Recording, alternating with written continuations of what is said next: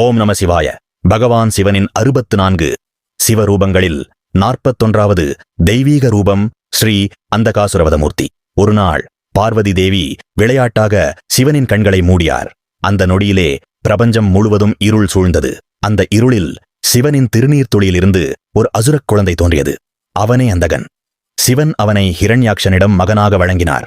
பின்னர் பிரம்மாவின் வரத்தால் அந்தகன் கண் பார்வையும் அசாதாரண சக்திகளையும் பெற்றான்.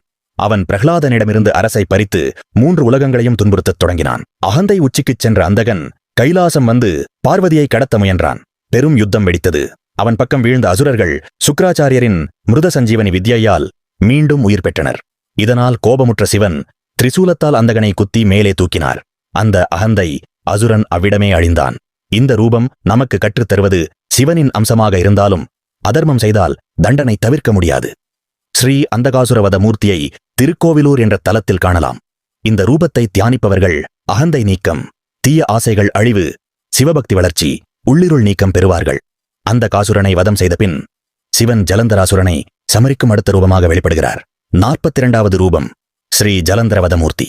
அதை நாளை அறிந்து கொள்வோம். ஓம் நம சிவாய்.